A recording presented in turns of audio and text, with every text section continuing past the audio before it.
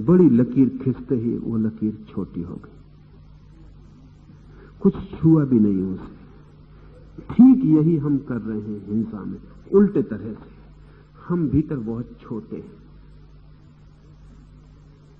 एक रास्ता तो है कि इसे हम बड़ा करें, लेकिन तब इसे छूना पड़ेगा, इस भीतर के अस्तित्व को बदलना पड़ेगा। तब इस भीतर के अस्तित्व में संघर्ष और साधना आएगी। तब ये भीतर का अस्तित्व एक लंबी यात्रा होगी, क्रांति की, रूपांतरण की। वो झंझट का काम है। इसे हम छूना भी नहीं चाहते, फिर भी हम बड़े होना चाहते।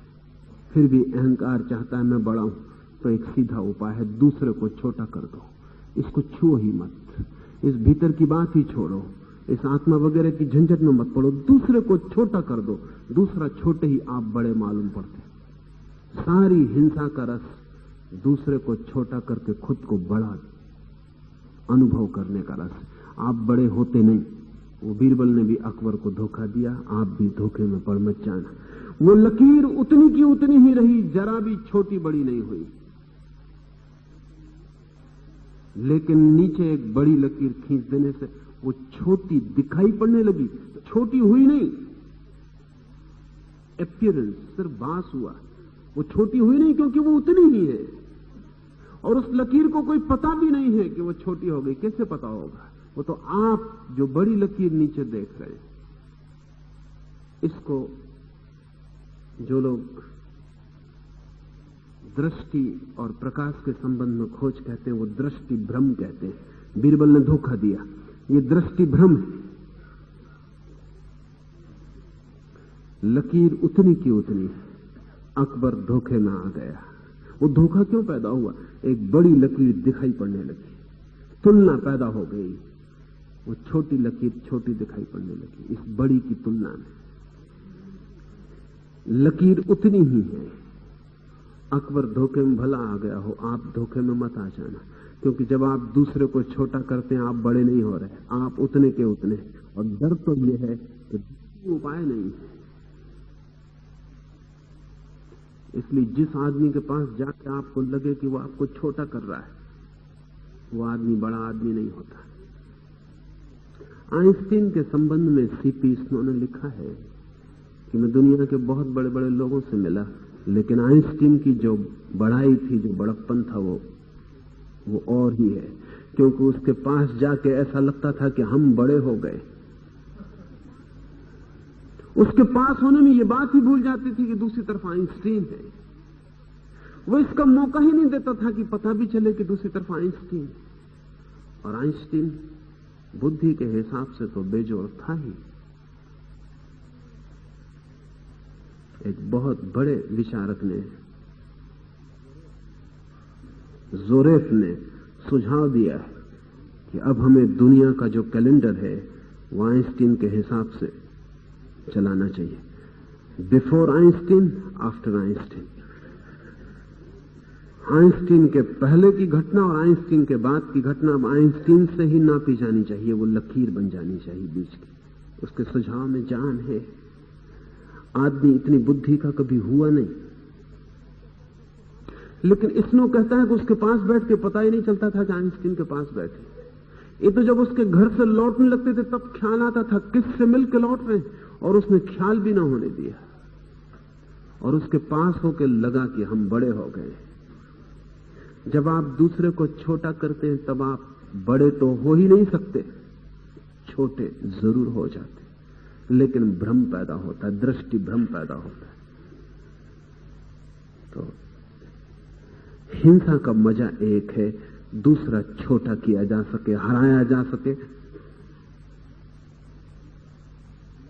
आप बड़े होते, लगता है कि होते।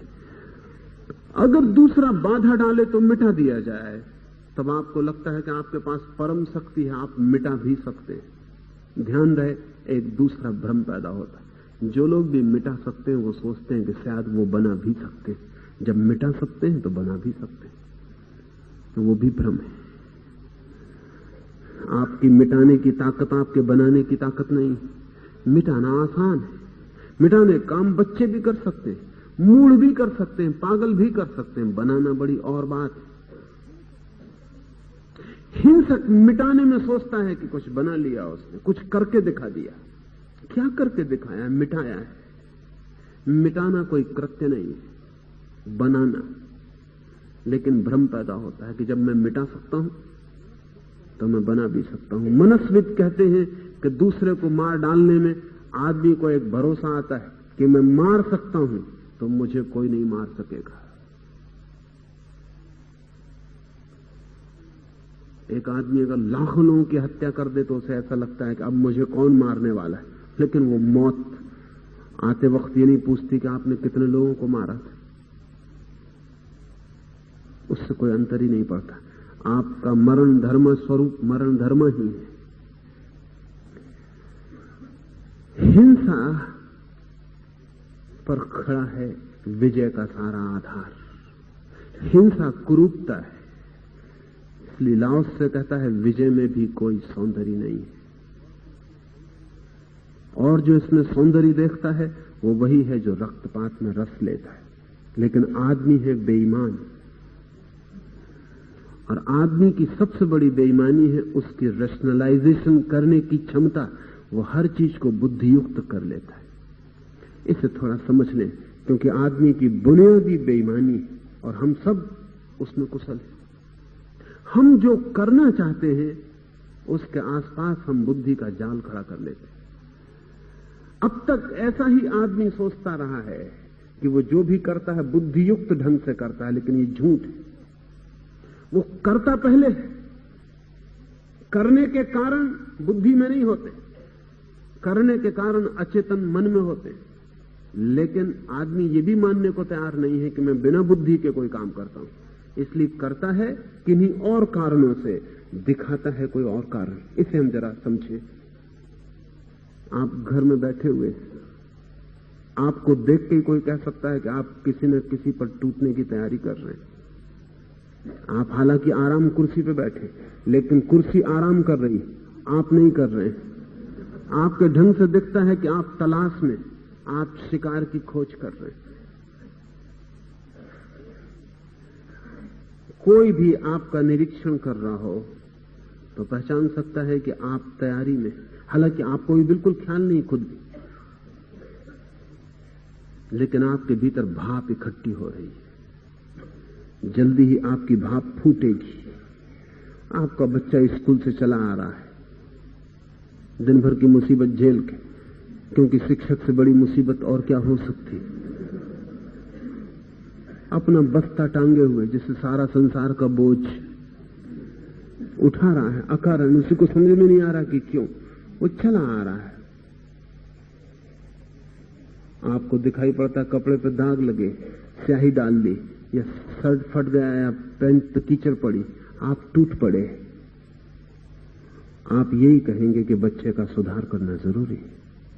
ये रैशनलाइजेशन, क्योंकि कल भी बच्चा ऐसे ही आया था, बच्चा ही है, और कल तो और एक दिन छोटा था। परसों भी ऐसे ही आया था, स्याही भी डाल के लाया था, कपड़े भी फटे थे, रास्ते में कीचड़ से भी खेल लिया था।